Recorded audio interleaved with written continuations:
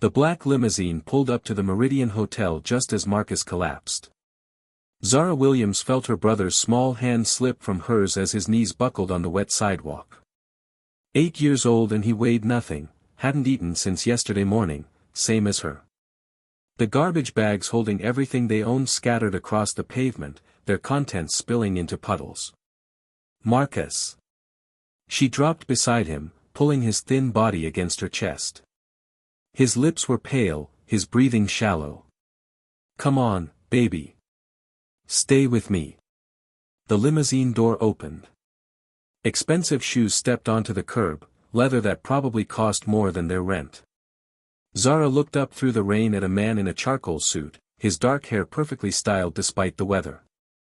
She recognized him immediately. Adrian Cross. His face was on magazines, billboards, the news. Tech mogul. Billionaire.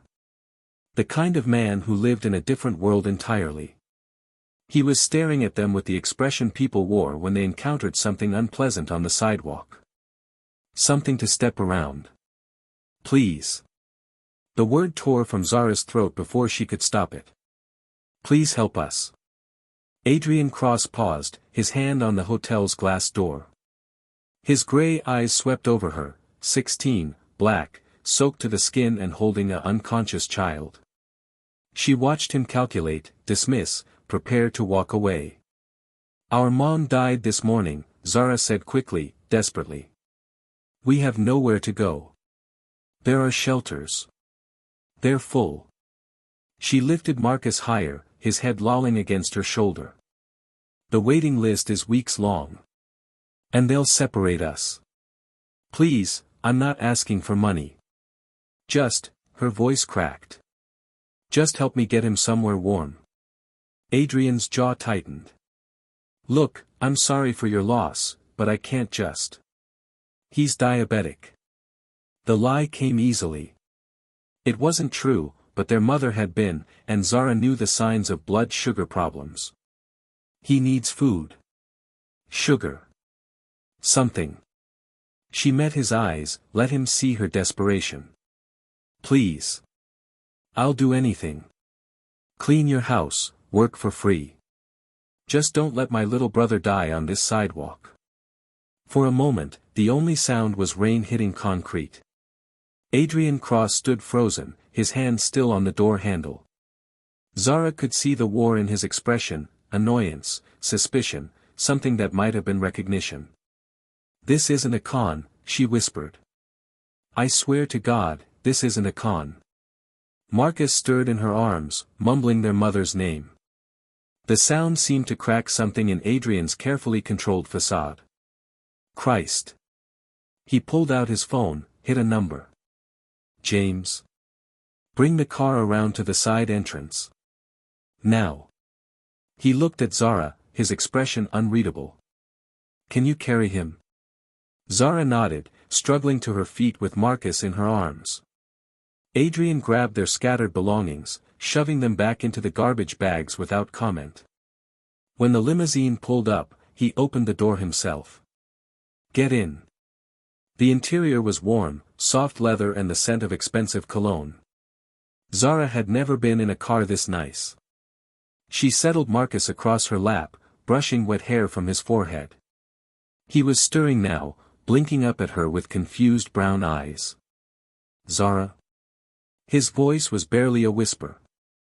I'm here, baby. We're okay. Adrian slid in across from them, pulling the door shut. James, take us home. And call Dr. Martinez. Tell her it's urgent. Yes, sir. The car pulled away from the curb, and Zara felt something inside her chest unclench for the first time in hours. Maybe days. Marcus was warming up, color returning to his cheeks. They were safe. For now. What's your name? Adrian asked. Zara Williams. This is Marcus. How old are you? 16. Something flickered across his face. Jesus. You're just a kid. I'm not a kid. The words came out sharper than she intended. I've been taking care of him since Mom got sick. I know how to work. I can pay you back. With what money? Heat flooded her cheeks. I'll figure it out. Adrian studied her for a long moment. What happened to your mother? The question hit like a physical blow. It had only been 6 hours since she'd found Mom cold in her bed, since she'd called 911 and watched paramedics shake their heads. Since she'd realized they were alone. Diabetes complications. Her voice came out steady, clinical. She couldn't afford her insulin. Kept rationing it, trying to make it last longer. Zara's hands tightened on Marcus. It wasn't enough. The car fell silent except for the whisper of tires on wet asphalt. Adrian was staring out the window, his jaw working like he was grinding his teeth. Where's your father? He asked finally. Never met him. No other family either.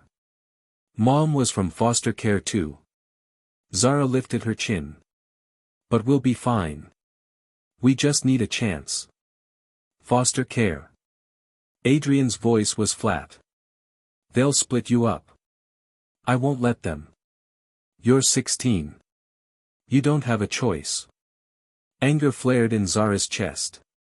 I've kept us together this long. I'm not giving up now. How? The question was quiet, but it cut deep. You have no money, no home, no legal guardian. What's your plan, Zara? She didn't have one. That was the terrifying truth. She'd been running on adrenaline and desperation since dawn, moving from crisis to crisis without thinking past the next hour. But she couldn't admit that. Not to him. I'll figure it out, she repeated. Adrian leaned forward, his gray eyes intense. You stopped me on that sidewalk because you knew who I was. You knew I had money, influence. You want to know what I think? Zara's stomach clenched. What? I think you're smart as hell. And I think you're scared out of your mind. His voice gentled slightly. Both of those things are okay. But lying to me isn't going to help either of you. I'm not lying. He's not diabetic. The words hung in the air between them. Zara felt her face burn, but she didn't look away. How do you know? Because I've seen diabetic crashes. That wasn't one. Adrian sat back. He's hungry and exhausted and probably dehydrated. But not diabetic. Caught. Zara's heart hammered against her ribs. He was going to kick them out now, leave them back on the street. She'd ruined their only chance. I'm sorry, she whispered. I didn't know what else to say. He needed help and you were walking away and I. Stop. Adrian held up a hand. I'm not angry. If anything, I'm impressed. Quick thinking under pressure. That's a valuable skill. The limousine turned into a driveway, pulling up to a building that seemed to stretch toward the sky. Zara had seen places like this in movies, glass and steel and money. So much money it hurt to look at. Where are we? Marcus asked, sitting up properly for the first time. My home, Adrian said. Temporarily. He got out of the car, then turned back to help them. Zara climbed out carefully, still holding Marcus's hand. The doorman nodded respectfully to Adrian, his eyes carefully avoidant when they landed on the two kids with garbage bags. Good afternoon, Mr. Cross. Afternoon, David. They rode the elevator in silence. 43 floors up, the numbers climbing steadily. When the doors opened, Zara stepped into a space that belonged in a magazine. Floor-to-ceiling windows showed the city spread out below them like a glittering map. Everything was clean lines and expensive surfaces. Holy shit, Marcus breathed.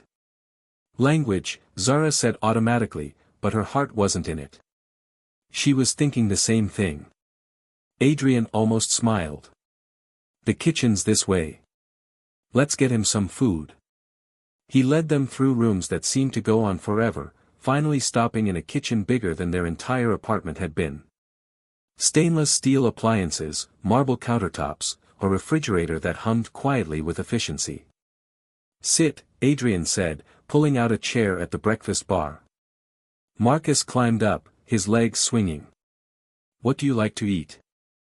"Anything," Marcus said honestly. Adrian opened the refrigerator, pulling out sandwich fixings. His movements were careful, deliberate, like he was thinking through each action. Zara watched him layer turkey and cheese on bread, pour a glass of milk. Rich people food. Food that didn't come from the dollar store. "Here."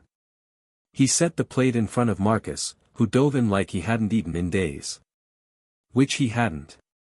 "Thank you," Zara said quietly. Adrian nodded, then looked at her directly. "We need to talk. About what happens next." Zara's stomach dropped. Here it came. The part where he called social services, where he washed his hands of the two kids who disrupted his perfect Tuesday morning. "I know you think you can handle this alone," he continued. "But you can't. You're going to need help. Legal help, financial help.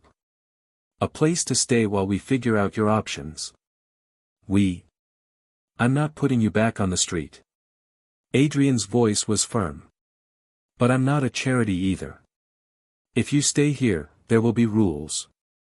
Expectations. And you'll tell me the truth from now on. All of it." Zara stared at him, trying to read the expression on his face. He was serious. Actually serious about helping them. "But why?" "Why?" she asked aloud. Adrian was quiet for a long moment, his gray eyes distant. When he spoke, his voice was carefully controlled. "Because I know what it's like to have nowhere to go." Wanting to see what would happen next, subscribe to this channel to get to listen to more of our upcoming exciting stories. Click on the subscribe button now. Thank you. The guest bedroom was bigger than their entire apartment had been. Zara stood in the doorway, Marcus pressed against her side, both of them staring at the king-sized bed with its pristine white linens. Floor-to-ceiling windows showed the city lights twinkling 43 floors below. Everything was cream and gold and expensive silence. "There's another room across the hall," Adrian said behind them. "But I thought you might want to stay together tonight." "We do." Zara's voice came out harder than she intended. She was tired of people making decisions about where Marcus should sleep, who he should be with. "We stay together." "Fine." If Adrian was offended, he didn't show it. "Bathrooms through there. Towels in the closet. I'll have some clothes sent up in the morning." He started to leave, then paused. "Zara. Don't run." The words hit like ice water. "What?" "Don't run. I know you're thinking about it, waiting until I'm asleep, then grabbing Marcus and disappearing into the night." His gray eyes were steady on hers. "It won't work. You have nowhere to go, and he needs stability. Give this a chance." Heat flooded her face. He was right, and she hated that he was right. She had been thinking exactly that. "How do I know you won't call social services in the morning?" "Because I'm telling you I won't." Adrian's voice was calm, matter of fact. "Not yet, anyway. But if you run, all bets are off. I'll have no choice but to report 2 missing minors." Zara lifted her chin. "Is that a threat?" "It's reality." He studied her face for a moment. "Get some sleep. We'll talk more tomorrow." After he left, Marcus immediately bounced onto the massive bed, sinking into pillows that probably cost more than their monthly grocery budget. "Zara, look. It's like a cloud." He rolled across the expanse of white linens, grinning for the first time in days. "And there's a TV. A huge one." Zara couldn't bring herself to smile. The luxury felt wrong, suffocating. Like a beautiful cage. She walked to the window, pressing her palm against the cold glass. Down below, the city moved and breathed and lived. People with normal problems, normal lives. People who didn't have to beg strangers for help. Why are you sad? Marcus had stopped bouncing, his voice small. I'm not sad, baby. Just tired. You're lying. At 8, Marcus could read her better than anyone. You do that thing with your mouth when you're lying. The same thing you did when you told me Mom was just sleeping really deep. Zara's throat tightened. She turned from the window, sitting on the edge of the bed. Marcus crawled over to her, curling against her side like he used to when he was smaller. I'm scared, she admitted quietly. Of the tall man? Adrian. His name is Adrian. She stroked Marcus's hair, still damp from the rain. And no, not exactly. I'm scared of this. Of owing him something we can't pay back. Marcus was quiet for a moment. He seems nice. He made me a sandwich. One sandwich doesn't make him a good person. Mama used to say you could tell good people by their eyes.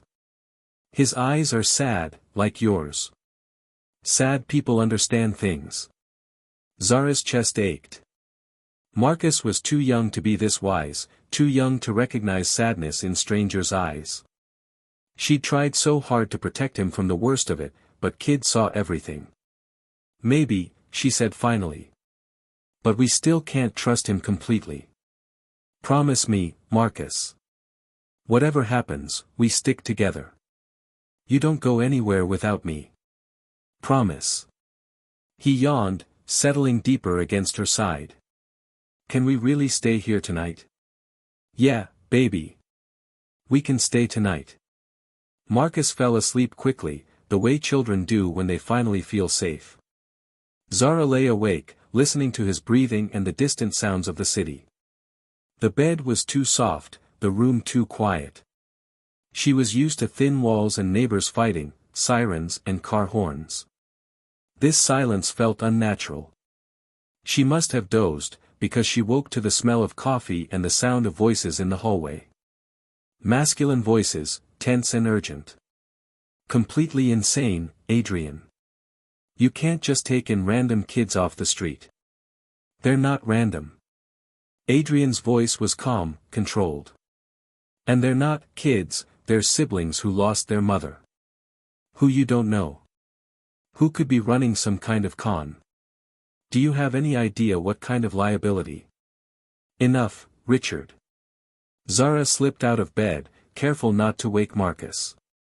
She crept to the door, pressing her ear against the wood. I'm serious, the other voice continued. Richard, probably Adrian's lawyer, based on the paranoid tone. These children have no documentation, no proof of their story. What if they're not even siblings? What if they steal from you? What if one of them gets hurt and their real guardians sue for negligence? Wanting to see what would happen next, subscribe to this channel to get to listen to more of our upcoming exciting stories. Click on the subscribe button now.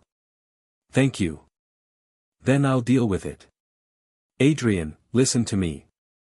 I've been protecting your interests for 8 years. This is a mistake. A massive, expensive mistake that could destroy everything you've built. Like the foster system tried to destroy me. Silence. Then Richard's voice, quieter, that's different. You aged out. You made it on your own. Barely. Adrian's voice carried an edge now. And only because someone took a chance on me when I was 17. Gave me a job in his mailroom when no one else would hire a kid with my background. Martin was different. Martin was a decent human being who saw potential in an angry kid everyone else had written off. Maybe I can do the same. These aren't angry teenagers, Adrian. This is a girl and a child. The girl seems capable, I'll grant you, but she's still a minor. And the boy is 8 years old. 8. Do you know anything about raising children? Do you think anyone in foster care knows anything about raising children when they first get placed? Adrian's voice was sharp now. Sometimes you figure it out as you go. Footsteps moved down the hallway, the voices fading. Zara stood frozen by the door, her heart pounding. Foster care. Adrian had been in foster care. That explained the recognition in his eyes yesterday, the way he'd agreed to help them. But it also explained Richard's concerns. What did Adrian really want from them? And what happened when he got tired of playing savior? She slipped back into bed as Marcus stirred. Morning already, he mumbled. Early still. Go back to sleep. But Marcus was sitting up, rubbing his eyes. I smell pancakes. Do you think he's making pancakes? I don't know, baby. Can we go see? Marcus was already climbing out of bed, his stomach apparently making the decision for both of them. They found Adrian in the kitchen, still in pajama pants and a t-shirt, standing at the stove. He looked younger this way, less intimidating. More human. Morning, he said without turning around.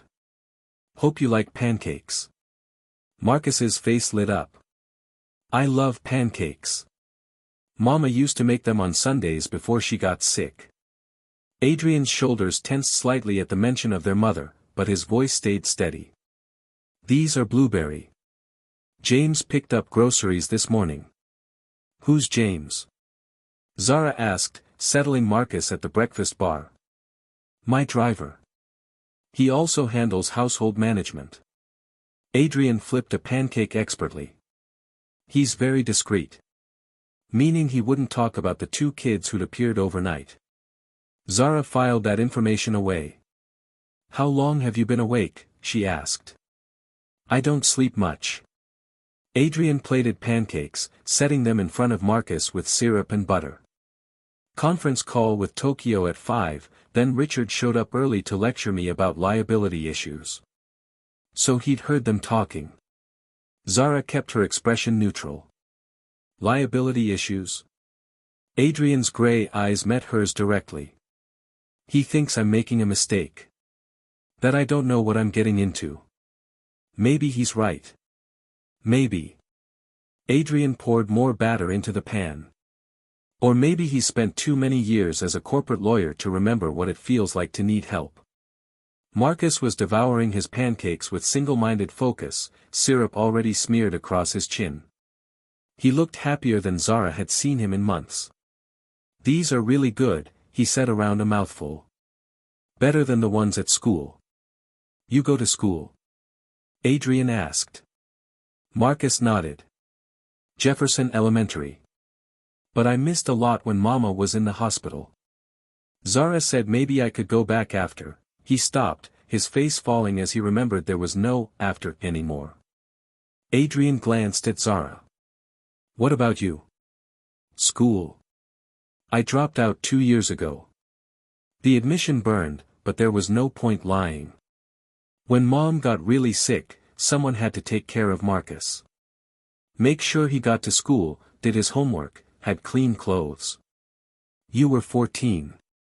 So you were a kid yourself. Anger flared in Zara's chest. I wasn't a kid. I was his sister. His only family. Someone had to step up. What about your dreams? College plans? Rich people dreams. The words came out bitter. Poor kids don't get dreams. We get responsibilities. Adrian was quiet for a moment, flipping another pancake with careful precision. I was going to be a mechanic, he said finally. What? When I was in foster care. I was good with cars, liked working with my hands. Figured I'd get a job at a garage somewhere, maybe open my own shop eventually. He slid the pancake onto a plate. Small dreams, but they were mine. What happened? Life. Foster families who didn't give a damn. Schools that wrote me off. Social workers who saw another statistic instead of a person. His voice was matter-of-fact, but Zara caught the edge underneath. By the time I aged out at 18, I was angry at the world. Figured I'd prove everyone right, be exactly the failure they expected. But you didn't. No. I got lucky. Met Martin Hendricks at a job interview. He was hiring for his tech startup's mailroom. I was probably the worst candidate he interviewed that day. No references, no experience, attitude problem. But something about me must have reminded him of himself, because he took a chance. Adrian set a plate of pancakes in front of Zara. She stared down at them, golden and perfect and still warm. He became your mentor, she said quietly. More than that. He became the father I never had. Taught me about business, about technology, about believing in something bigger than just surviving. Adrian's voice softened. When he died 5 years ago, I inherited everything. The company, his house, his car collection. But the most valuable thing he gave me was the belief that I could be more than my circumstances. Zara took a bite of pancake. It was perfect, light and fluffy and sweet. The kind of breakfast she used to dream about making for Marcus when they had money again. Why are you telling me this? Because I see myself in you. The anger, the pride, the determination to protect what matters most. Adrian leaned against the counter, studying her face. But also because I know what it's like to be so focused on surviving that you forget to live. I'm not forgetting anything. I'm keeping my brother safe. By dropping out of school. By giving up any chance at a future. My future is making sure Marcus has options I never had. What if you could both have options? The question hung in the air between them. Marcus had stopped eating, looking back and forth between them like he was watching a tennis match. What do you mean? Zara asked carefully. I mean staying here. Both of you. Long enough to figure out a plan that doesn't involve you sacrificing your entire life for his. We can't pay you. I'm not asking for money. Adrian's voice was patient. I'm asking for trust. Let me help you find a legal solution. Get you back in school. Make sure Marcus stays in school. Give you both a chance to be kids for a while. I told you, I'm not a kid. Everyone's a kid at 16, Zara. Even the ones who've had to grow up too fast. Marcus was watching her with those big brown eyes, hope and fear warring in his expression. He wanted this, wanted the safety and stability Adrian was offering. But he wouldn't say it, wouldn't pressure her. He'd learn not to ask for things they couldn't have. What's the catch? Zara asked. No catch. Just conditions. Adrian counted on his fingers. You both go to school. You follow house rules. You don't run. And you let me help without fighting me every step of the way. For how long? As long as it takes. Zara stared at him, trying to read the truth in his gray eyes. He seemed sincere, but rich men always seemed sincere when they wanted something. The question was what he wanted from them. You said Richard thinks this is a mistake. Richard thinks a lot of things are mistakes.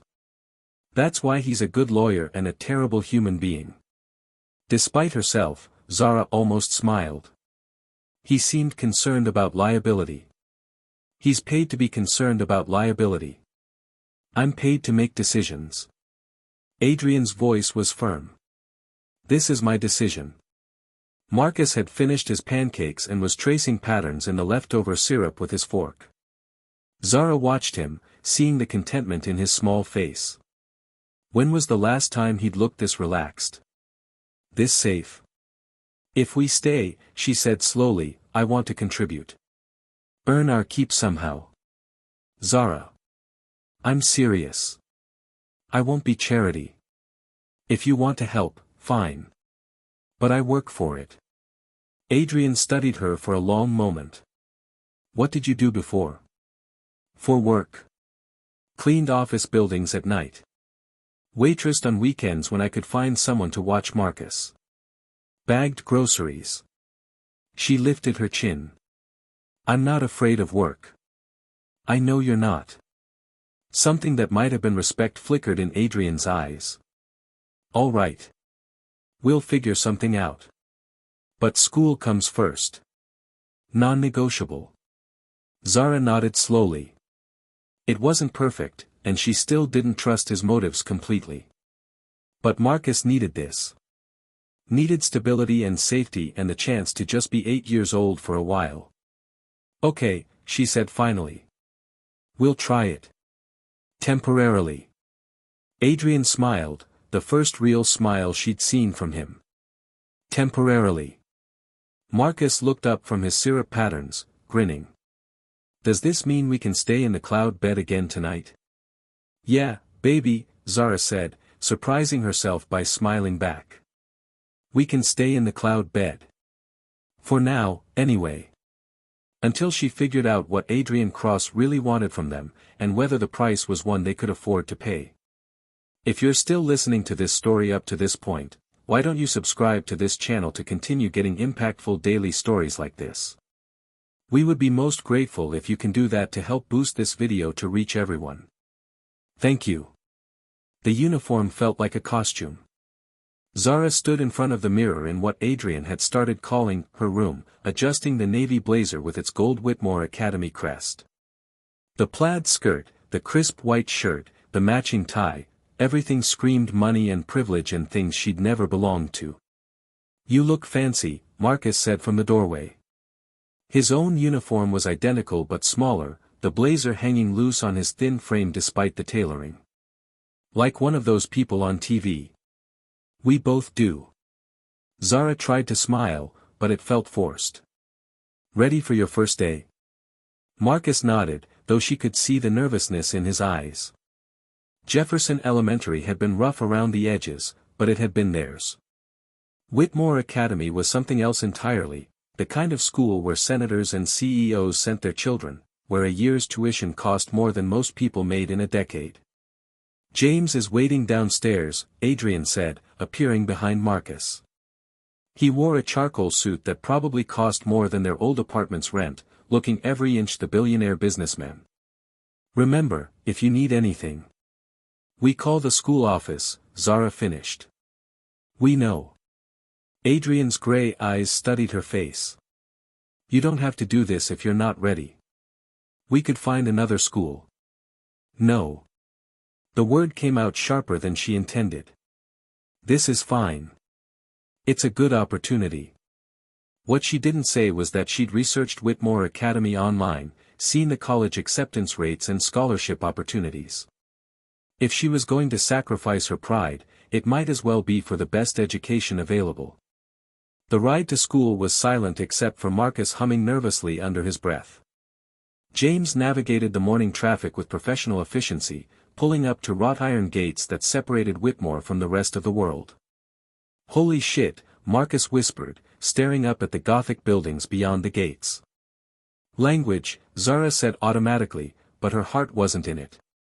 The campus looked like something from a movie, ivy-covered walls, manicured lawns, students walking between classes like they owned the world. Good luck, James said as they climbed out. I'll be here at 3:30. Zara took Marcus's hand, and together they walked through the gates of their new reality. The elementary division was separate from the high school, housed in a smaller building with bright murals and playground equipment that looked like it belonged in a museum. Marcus's teacher, Mrs. Patterson, was a middle-aged woman with kind eyes who seemed genuinely pleased to meet him. We're so excited to have you join us, Marcus, she said, crouching to his level. I understand you're quite good at math. Marcus nodded shyly. Zara taught me fractions and stuff. Well, we'll have to see how much Zara taught you. Mrs. Patterson smiled. Say goodbye to your sister now. She'll be right here at pickup time. Zara hugged him tight, whispering in his ear. Remember what we talked about. You don't have to tell anyone about Mom or where we're living. Just say we moved here from across town. What if they ask about Dad? Tell them it's just us. Some families are different, and that's okay. Marcus nodded solemnly, then followed Mrs. Patterson into the classroom. Through the window, Zara watched him take a seat at a table with 3 other kids who immediately started asking him questions. He looked small and uncertain, but he was smiling. The high school was a different world entirely. Zara's first class was advanced literature, held in a room with floor-to-ceiling windows and mahogany desks that gleamed under crystal chandeliers. The students who filed in looked like they'd stepped out of a magazine, designer uniforms perfectly tailored, expensive handbags, jewelry that caught the light just so. "You must be the new girl," said a blonde with perfect teeth and eyes like blue ice. "I'm Victoria Montgomery, Student Council President. Zara Williams." Victoria's smile never wavered, but something calculated flickered in her gaze. "Williams. That's interesting. Are you related to the Williams family from the Upper East Side?" "No." "Oh." The word carried volumes of meaning. "Well, I'm sure you'll find your place here eventually." The message was clear, she already knew Zara didn't belong. Class itself was a revelation. They were discussing Toni Morrison's Beloved, and Zara found herself raising her hand before she could stop herself. Wanting to see what would happen next, subscribe to this channel to get to listen to more of our upcoming exciting stories. Click on the subscribe button now. Thank you. "The ghost isn't just beloved," she said when the teacher, Mr. Holbrook, called on her. "It's the weight of history itself. All the trauma that families like Seath's carried but couldn't talk about." The room fell silent.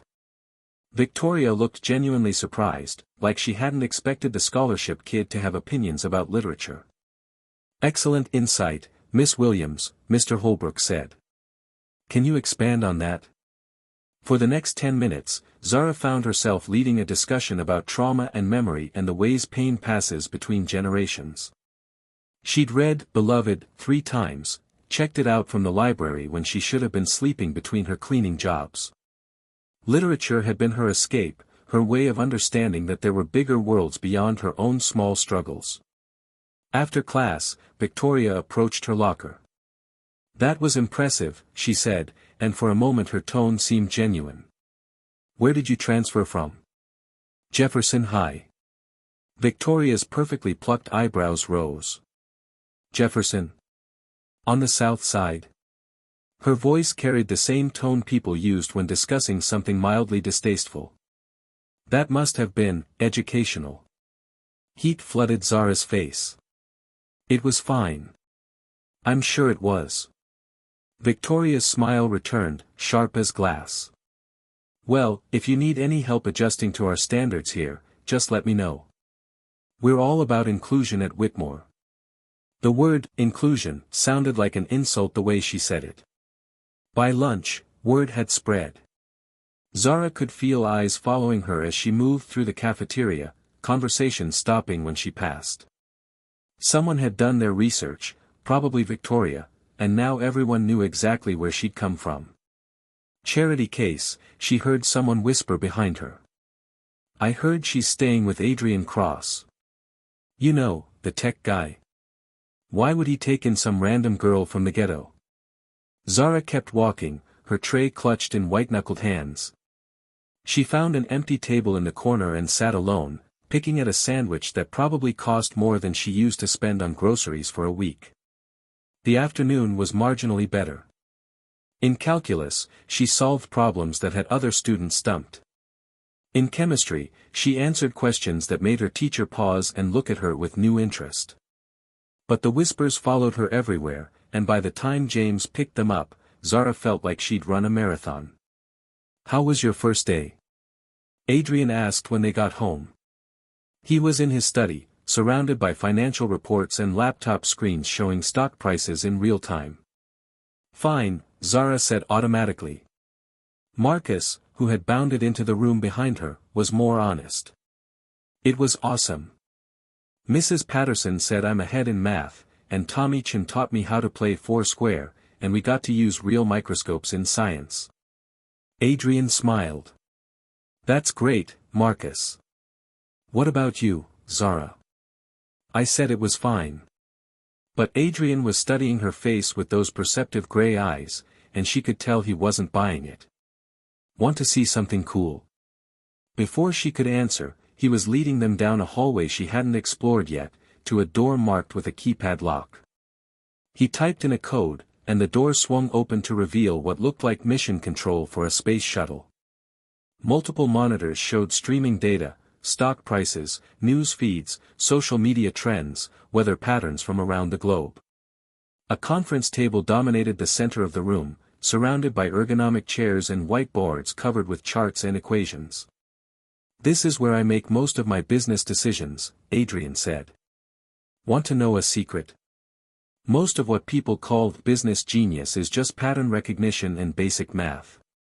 Despite herself, Zara found herself drawn to one of the monitors showing pharmaceutical stock prices. "What's this one tracking?" "Medical sector investments. My company has a small pharmaceutical division, nothing major, mostly generic drugs and medical devices." Adrian pulled up a chair beside her. "See this pattern here? Stock prices for insulin manufacturers have been rising steadily for the past decade, but usage rates haven't increased proportionally. That suggests artificial scarcity." Zara's blood went cold. Artificial scarcity? Companies limiting supply to drive up prices. It's technically legal, but ethically questionable. Adrian's voice was matter-of-fact, like he was discussing the weather. Insulin is a perfect example.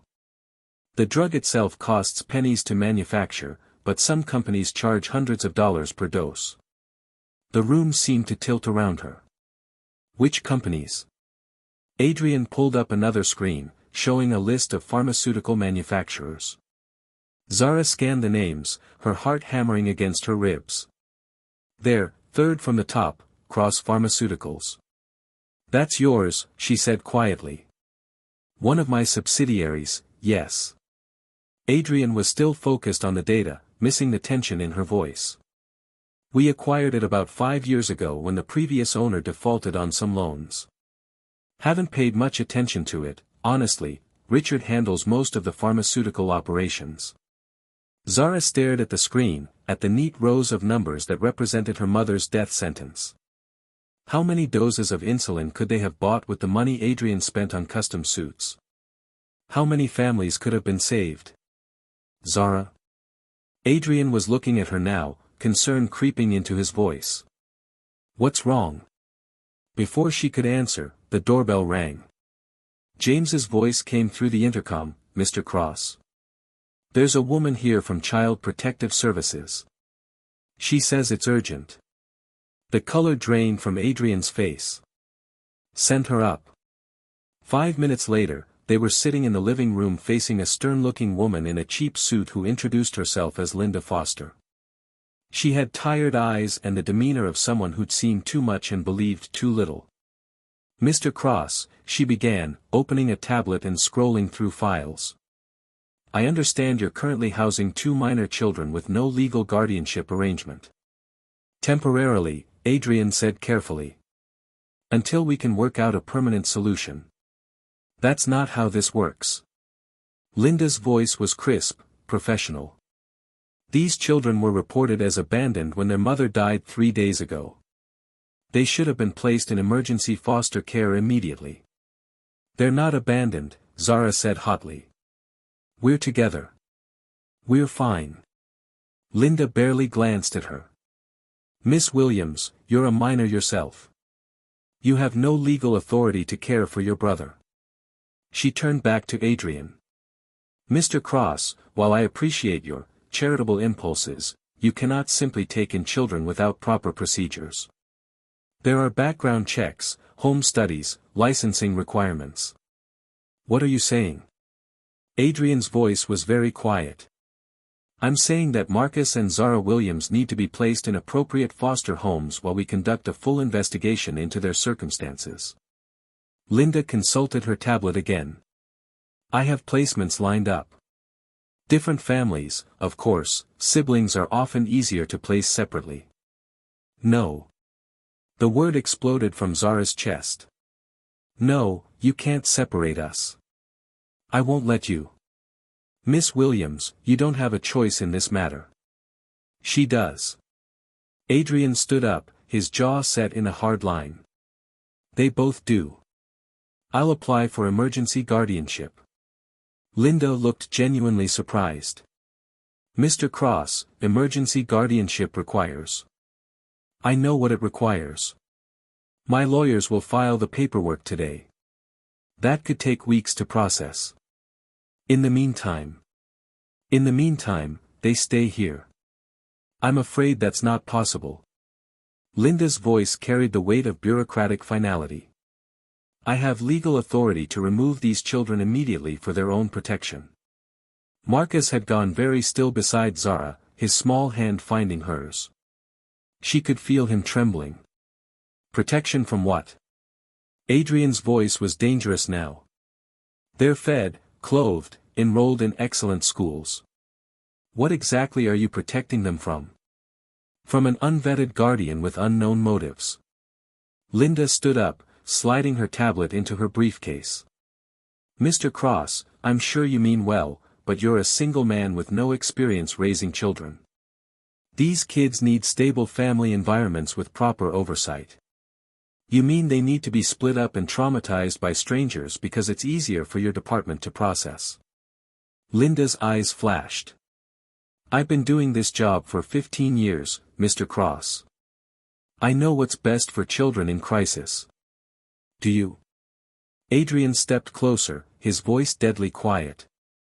Because from where I'm standing, it looks like you're about to destroy the only family these kids have left for the sake of bureaucratic convenience. For a moment, the room was silent except for Marcus's quiet sniffling. Then Linda sighed, her professional mask slipping slightly. Mr. Cross, I understand your frustration. But the law is the law.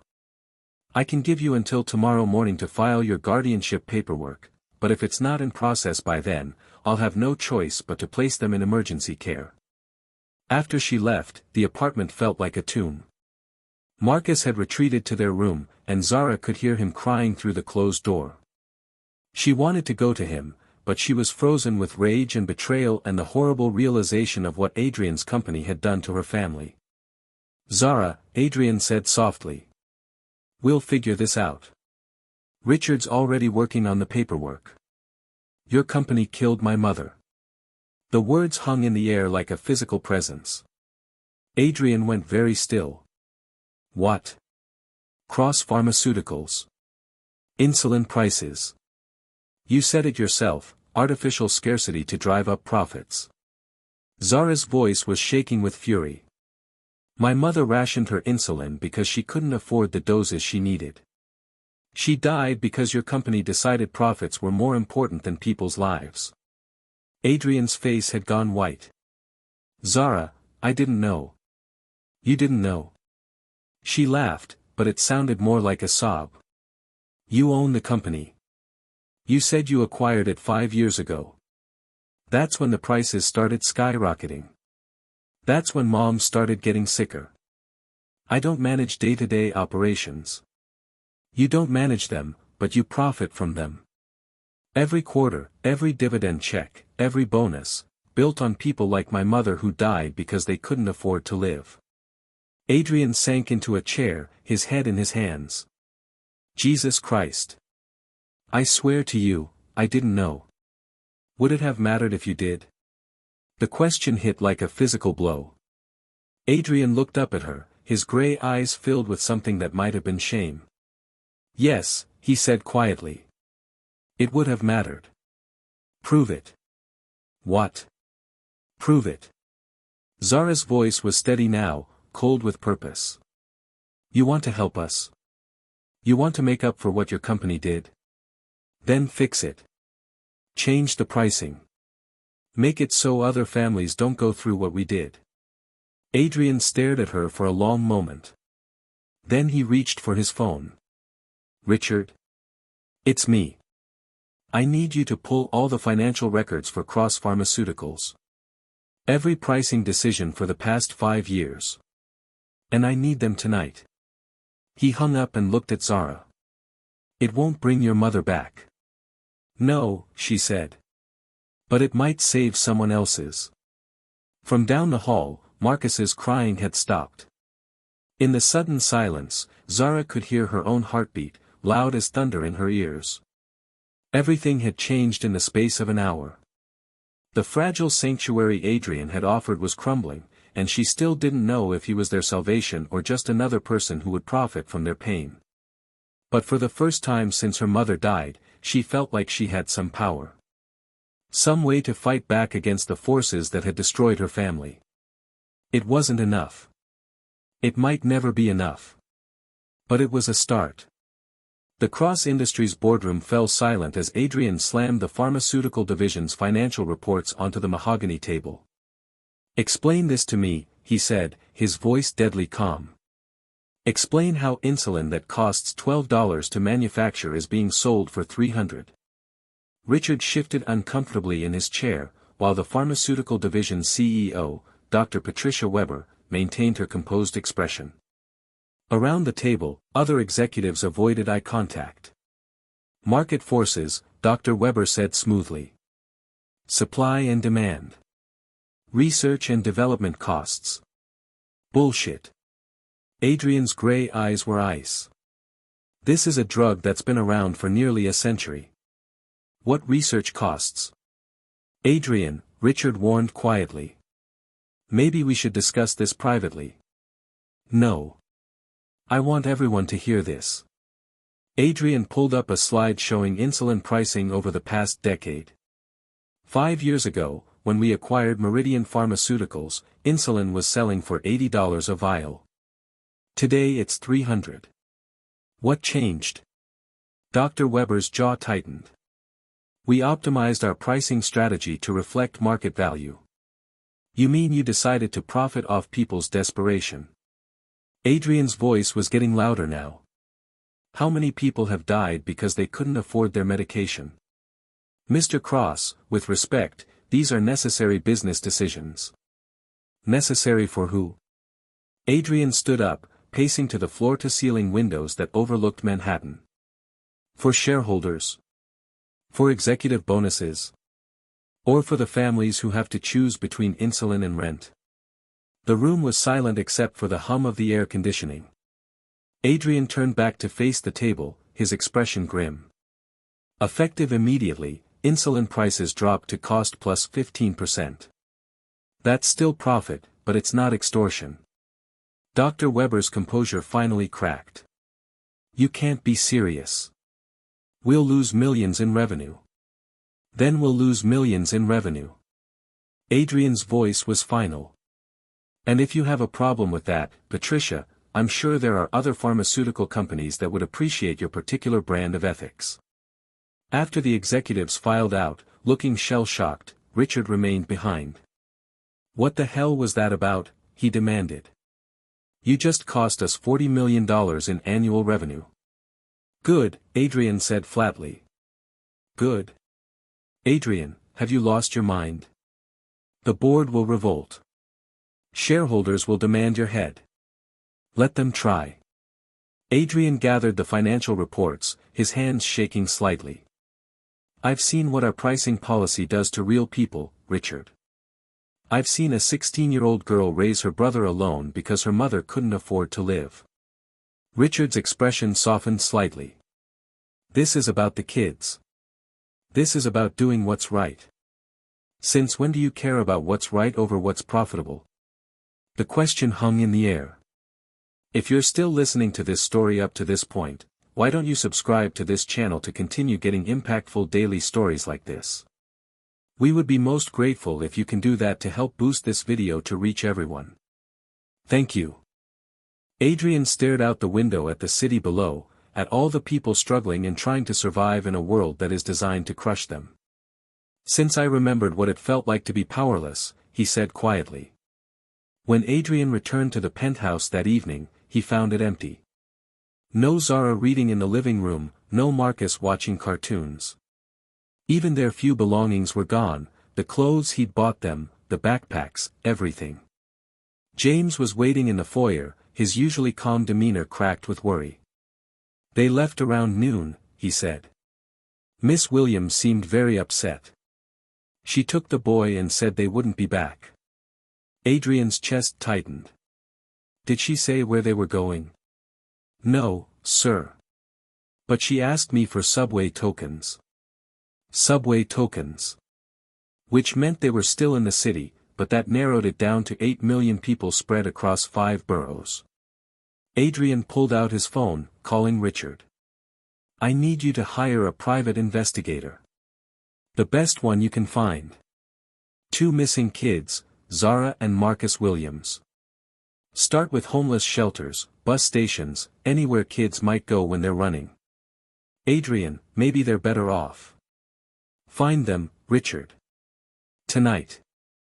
For the next 36 hours, Adrian barely slept. Private investigators canvassed the city while he drove through neighborhoods he'd never seen, looking for a girl and a boy who might be anywhere. He checked hospitals, police stations, shelters. He called in favors from contacts he hadn't spoken to in years. Nothing. On the second night, his phone rang at 3 a.m. Mr. Cross. This is Dr. Emily Santos at Mount Sinai Emergency. We have a child here, Marcus Williams. He's asking for someone named Adrian.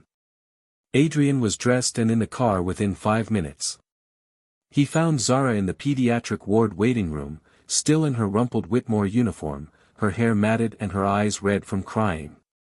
She looked up when he approached, and for a moment he saw relief flash across her face before her walls slammed back into place. Where is he? Adrian asked. Room 314. Her voice was hoarse. He's really sick.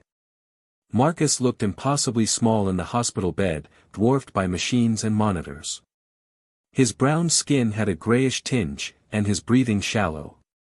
Dr. Santos, a tired-looking woman in her 40s, was adjusting his four when Adrian and Zara entered.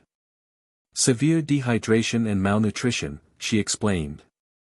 His blood sugar dropped very low. A few more hours and... She didn't finish the sentence.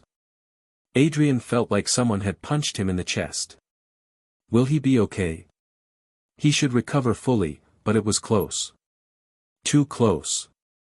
Dr. Santos looked between Adrian and Zara. Are you family? I'm his sister, Zara said quickly. Adrian's our guardian. It was a lie, but Dr. Santos seemed to accept it. He'll need to stay for at least 48 hours. Observation and 4 fluids. And then. She paused, studying Zara's appearance. Then he'll need stable housing and regular meals. No more sleeping rough. After the doctor left, Adrian and Zara sat in silence on either side of Marcus's bed. The boy was sleeping now, his face peaceful for the first time since Adrian had known him. Where were you staying? Adrian asked. Penn Station the first night. Under the overpass near the river last night. Zara's voice was barely above a whisper. It was warmer there, but I couldn't find food. I spent our last $5 on a candy bar for him yesterday morning. Zara. Don't. She looked up at him, her eyes blazing with anger and pain. Don't you dare act like you care. Not when your company is the reason we're in this mess in the first place. You're right, Adrian said quietly. My company did contribute to your mother's death. I can't change that. But I can try to make sure it doesn't happen to anyone else. What's that supposed to mean? Adrian pulled out his phone, showing her a news article from that morning. Cross Pharmaceuticals slashes insulin prices by 75%, the headline read. Zara stared at the screen. You actually did it. I told you I would. Yeah, well, people say a lot of things. She turned back to Marcus, smoothing his hair away from his forehead. It doesn't bring her back. No. It doesn't. They sat in silence again, listening to the steady beep of Marcus's heart monitor. Outside the window, the city was waking up, people heading to work, kids going to school, the endless cycle of normal life continuing while there's hung in the balance. Why? Zara asked suddenly. Why what? Why did you really help us that first day? And don't say it was because you're a good person. Rich people don't get rich by being good people. Adrian was quiet for a long moment, considering his answer. I was 17 when I aged out of foster care, he said finally. No family, no money, nowhere to go. I spent 3 months sleeping in shelters and subway stations before Martin Hendricks hired me. So you felt sorry for us? No. I saw myself in you. He looked at her directly. The anger, the determination, the way you do anything to protect what mattered most. But also the pride that keeps you from accepting help even when you need it. Zara's hands clenched in her lap. Pride is all we had left. I know. But pride doesn't keep 8-year-olds from starving. You think I don't know that? Her voice cracked. You think I don't know that I almost got him killed because I was too stubborn to ask for help? Because I couldn't stand the thought of being charity cases for the man whose company killed our mother? Zara. I've been taking care of him since I was 14. The words exploded out of her, 2 years of suppressed fear and exhaustion and bone-deep weariness. 14, Adrian. When other kids were worried about homework and dating, I was working 3 jobs and making sure he had clean clothes and hot meals and help with his math. I gave up everything, school, friends, any chance at a normal life, because he needed me. Tears were streaming down her face now, and she didn't bother to wipe them away. And I failed him anyway. I let my pride matter more than his safety. I took him out into the cold because I couldn't handle the truth about who you were and what your company did. And he almost died because of it. Adrian moved closer, his voice gentle. He didn't die. He's going to be fine. This time. But what about next time? What happens when Linda Foster comes back with her court orders?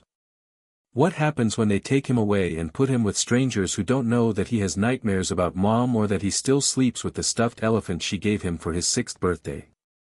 They won't take him. Zara laughed bitterly. You can't stop them. You have no legal rights, no standing. You're just the rich guy who felt sorry for us. That's not true. Isn't it? She turned to face him fully. You said yourself that helping us was partially about guilt. Guilt over your company's policies, guilt over profiting from people's pain. How do I know this isn't just you trying to buy yourself a clear conscience? The accusation hit its mark. Adrian flinched, then nodded slowly. You're right. When I first saw you on that sidewalk, part of what I felt was guilt. Guilt over having so much when others had so little. Guilt over building my fortune while people like your mother suffered. He paused, looking at Marcus sleeping peacefully in his hospital bed. But that's not why I want to help you now. Then why? Adrian was quiet for a long moment, and when he spoke, his voice was softer than she'd ever heard it. Because somewhere along the way, you both became family to me. Not charity cases or guilt projects or business decisions. Family. He met her eyes directly. I've never had that before. Real family. People who mattered more than money or success or proving something to the world. Zara stared at him, searching his face for signs of deception. But all she saw was exhaustion and worry and something that looked like love. You barely know us, she whispered. I know that you're brilliant and fierce and loyal to your bones. I know that Marcus lights up when he talks about science projects and still checks your face first thing every morning to make sure you're okay. I know that you both deserve better than the hand life dealt you. That doesn't make us family. Doesn't it? Adrian leaned forward. Family isn't just blood, Zara. It's the people who show up when everything falls apart. The people who fight for each other even when it's hard. Marcus stirred in his sleep, mumbling something that sounded like Zara. Without thinking, she reached out and took his small hand, her thumb stroking across his knuckles. I'm scared, she admitted quietly. Of what? Of trusting you. Of letting myself believe that someone actually wants to help us without expecting something in return. She looked up at Adrian, her eyes bright with unshed tears. And I'm scared of what happens if you change your mind. I won't change my mind. You don't know that.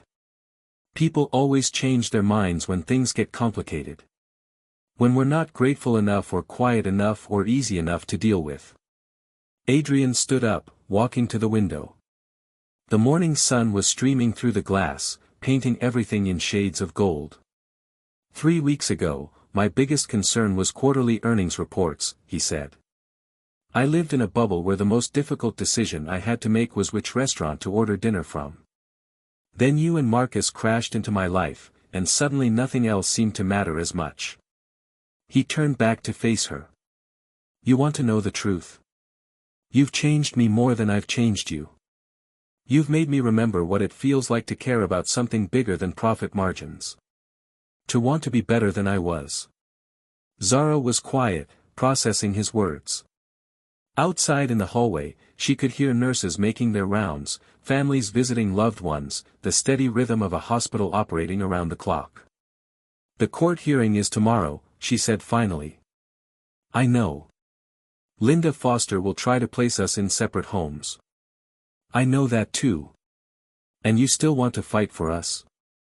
Even though we're complicated and stubborn and come with more baggage than anyone should have to deal with? Adrian returned to his chair, reaching across Marcus's sleeping form to touch Zara's hand. Especially because of all that, he said. Families worth having are always complicated. For the first time in days, Zara felt something that might have been hope stirring in her chest. It was fragile, tentative, but it was there.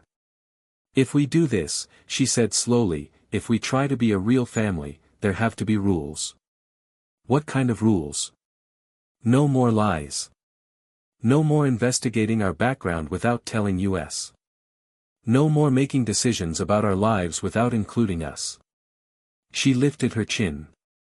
And I want to be involved in your pharmaceutical company. If we're going to be family, I want to help make sure what happened to Mom never happens to anyone else. Adrian smiled, the first genuine smile she'd seen from him since the hospital called. Deal, he said. Partners?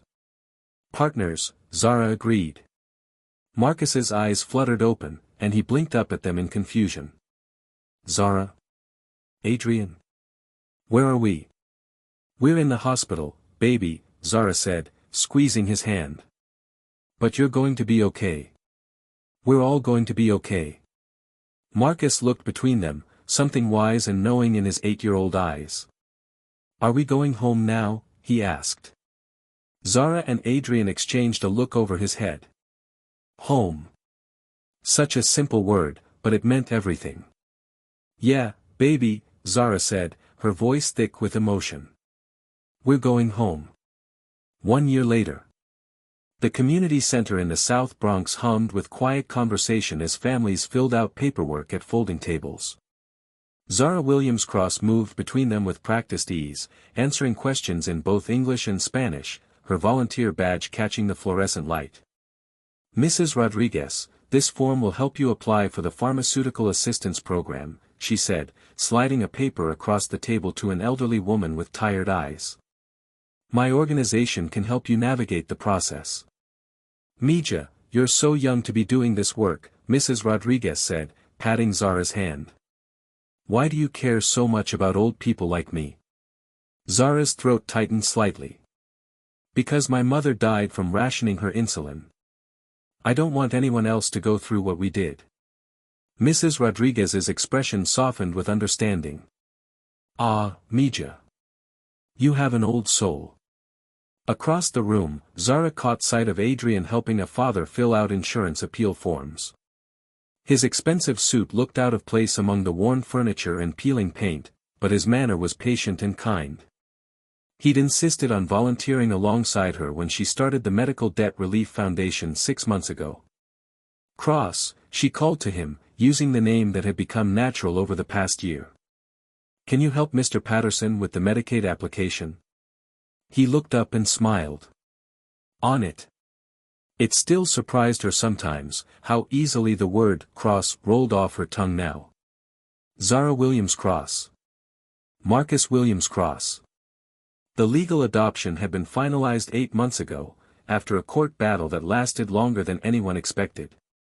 Linda Foster had fought it every step of the way, convinced that a single billionaire couldn't possibly provide a stable home for two traumatized children. She'd been wrong. Miss Cross. A young mother approached with a sleeping baby in her arms. I heard you might be able to help with insulin costs. My husband was just diagnosed with diabetes, and our insurance won't cover his prescription. Absolutely, Zara said, guiding her to an empty table. Let me get you connected with our emergency assistance program. As she handed over the paperwork, Zara felt the familiar surge of purpose that came with this work.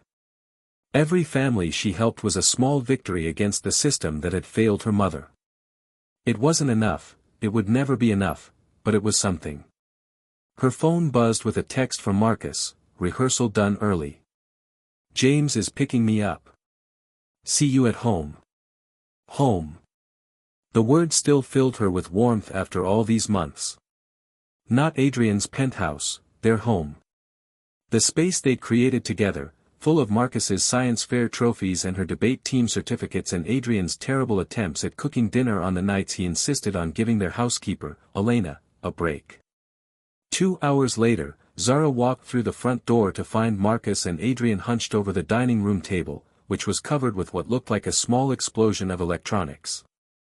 Please tell me you're not building another robot, she said, dropping her backpack by the door. It's not a robot, Marcus said without looking up. It's an automated medication reminder system. For people who forget to take their insulin. Zara raised an eyebrow. At 9, Marcus had developed an obsession with engineering that Adrian encouraged by turning half of his study into a makeshift laboratory. And this came from where? His science fair project, Adrian explained, carefully soldering a wire. He wants to help people manage their diabetes better. Like Mom should have been able to, Marcus added matter-of-factly. The words hit Zara like they always did, a sharp pang of loss mixed with pride at how her little brother had channeled his grief into something positive. She ruffled his hair, noting that he needed another haircut soon. That's amazing, baby. Just try not to burn the house down. Elena already made that joke, Marcus said, grinning. And Adrian promised to install fire extinguishers if we accidentally start anything. Reassuring, Zara said dryly. I'm going to change. Victoria's coming over to help with my speech. Adrian looked up from his soldering. How's it coming along? Terrifying. Zara's stomach fluttered just thinking about it. Tomorrow was her high school graduation, and as valedictorian, she'd be speaking to a packed auditorium. I keep writing it and rewriting it. Nothing sounds right. You'll figure it out, Adrian said with quiet confidence. You always do. 30 minutes later, Victoria Montgomery was sprawled across Zara's bed, reading the latest draft of the graduation speech with a critical eye. Their friendship was one of the more unexpected developments of the past year. The Ice Queen of Whitmore Academy had gradually thawed as she got to know the girl behind the scholarship student facade. This part about resilience is good, Victoria said, marking the paper with her pen. But you're being too modest about your achievements. You founded a non-profit organization, Zara. That's not normal 17-year-old stuff. It's not about me, though. It's about the families we help. It can be about both. Victoria sat up, fixing Zara with her direct blue gaze. You're allowed to acknowledge your own strength, you know. What you've accomplished this year is incredible. Zara flopped down beside her, staring at the ceiling. Sometimes I feel like I'm pretending to be someone I'm not. Like I'm playing dress-up in someone else's life. You mean because of the money? Because of everything. The adoption, the foundation, getting into Columbia with a full scholarship. Zara trailed off. A year ago, I was cleaning office buildings at night. Now I'm giving speeches about second chances to people who've never needed one. Victoria was quiet for a moment. Can I tell you something? Sure. When you first came to Whitmore, I hated you. Zara turned to look at her friend, surprised by the honesty. I know. Not because you were poor or because you were scholarship. Because you were so obviously better than the rest of us. Victoria's voice was thoughtful. You'd actually read the books we were assigned instead of just skimming Spark Notes. You had real opinions about things that mattered. You made us all look like privileged children playing at being smart. That's not. It is true. And the reason I became friends with you wasn't because I felt sorry for you or because Adrian Cross adopted you. It was because you challenged me to be more than just Daddy's perfect daughter. Victoria smiled. So stop acting like you don't belong in that life. You earned it. That evening, the three of them had dinner together like they did most nights, Chinese takeout eaten around the kitchen island while Marcus chattered about his classes and Adrian fielded calls from his assistant about tomorrow's schedule. It was beautifully, wonderfully ordinary. I have something for you, Adrian said as they were clearing the dishes. He disappeared into his study and returned with a wrapped box. It's not my birthday, Zara protested. Graduation present. Early. Inside was a laptop bag made of soft leather, with Z. Williams Cross, Columbia University, embossed in gold lettering. Adrian, she breathed, running her fingers over the smooth leather. This is too much. No, it's not. His voice was firm. You're going to change the world, Zara. You deserve to do it in style. Marcus bounced excitedly. Show her the other thing. What other thing? Zara looked between them suspiciously. Adrian pulled out his phone, showing her a news article. Cross Pharmaceuticals partners with Medical Debt Relief Foundation to establish Permanent Assistance Fund. Zara's eyes widened as she read. $5 million. Annually. In perpetuity. Adrian's smile was proud. Your foundation is going national, Zara. We're opening offices in 10 cities to start. How did you? Zara felt tears pricking her eyes. You did this without telling me? Technically, the board did it. But I may have strongly suggested that supporting your work was in the company's best interests. Adrian's expression grew serious. Your mother's death meant something, Zara.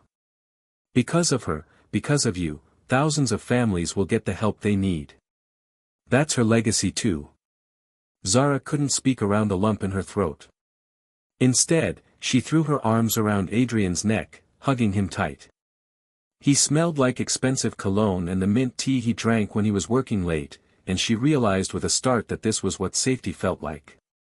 This was home. Thank you, she whispered against his shoulder. Thank you, he whispered back. For letting me be part of your family. The next morning dawned bright and clear, perfect graduation weather. Zara stood in front of her bedroom mirror, adjusting her cap and gown for the 10th time. The gold valedictorian cord felt heavy around her neck. You look beautiful, Mija, Elena said from the doorway. The housekeeper had become something like a grandmother to both children, dispensing wisdom and homemade cookies in equal measure. I look terrified, Zara corrected. That too. But mostly beautiful. Elena smiled. Your mama would be so proud. In the kitchen, Marcus was practically vibrating with excitement in his best suit while Adrian adjusted his tie with the patience of someone who'd been doing this for months. Pictures. Marcus announced. We need pictures before we go. They posed on the terrace, the city skyline stretched out behind them. Adrian had his arms around both children, and for a moment Zara caught their reflection in the glass doors, a family. Not perfect, not traditional, but real. The auditorium at Whitmore Academy was packed with parents and grandparents and siblings, all dressed in their finest clothes. Zara sat with the other honor students on the stage, her hands folded in her lap to hide their trembling. Ladies and gentlemen, the principal announced, our valedictorian, Zara Williams Cross. Zara stood on unsteady legs and walked to the podium. The sea of faces stretched before her, but she found Adrian and Marcus in the third row, Marcus grinning and giving her a thumbs up, Adrian looking proud enough to burst. She unfolded her speech, took a deep breath, and began. 2 years ago, I thought my story was over before it had really begun. My mother had just died, my brother and I were homeless, and the future looked like nothing but closed doors and impossible choices. Her voice grew stronger as she continued. I'm standing here today not because I'm special or because I'm smarter than anyone else, but because I got something that not everyone gets, a second chance. And more importantly, I got people who believed that my second chance was worth fighting for. She found Adrian's eyes in the crowd, saw him wipe away a tear. The American dream tells us that if we just work hard enough, we can overcome any obstacle. But that's not true for everyone. Some people work 3 jobs and still can't afford their medication. Some kids raise their siblings because there's no one else to do it. Some families have to choose between food and rent. The auditorium was completely silent now. I've been incredibly lucky. But luck shouldn't determine whether someone lives or dies, whether they can go to school or pursue their dreams. We can do better than that. We have to do better than that. Zara's voice rang out clear and strong. So yes, I'm grateful for my second chance. But I'm not content with just being grateful. I'm going to spend my life making sure that second chances aren't just for the lucky few. That families don't have to choose between medicine and meals. That kids like my brother and me have adults who will fight for them when they can't fight for themselves. She paused, looking out at the crowd of privileged faces. Some of you in this audience will inherit companies, trust funds, positions of power. I challenge you to use those gifts not just to maintain the status quo, but to change it. To remember that with great privilege comes great responsibility. The applause when she finished was thunderous. Zara made her way back to her seat on shaking legs, adrenaline coursing through her veins. After the ceremony, they were surrounded by congratulations and photos. Victoria hugged her tight, whispering, "That was perfect," while her parents looked on with something that might have been newfound respect. Later, at the celebration dinner Adrian had insisted on hosting, Zara found herself on the terrace with Marcus while the adults talked inside. "Are you really going to change the world?" Marcus asked, his legs swinging from the chair that was still too big for him. "I'm going to try," Zara said. "Want to help?" "Obviously." Marcus grinned. "We're a team." "The best team," she agreed. Adrian joined them a few minutes later, loosening his tie in the warm evening air. "Good speech," he said simply. "Think it'll make a difference?" "I think you'll make a difference." The speech was just the beginning. They sat in comfortable silence, watching the sun set over the city. Tomorrow, Zara would start her summer internship at a policy think tank. In the fall, she'd begin studying business and public policy at Columbia. The future stretched ahead of her, full of possibility and purpose. "Adrian," she said quietly.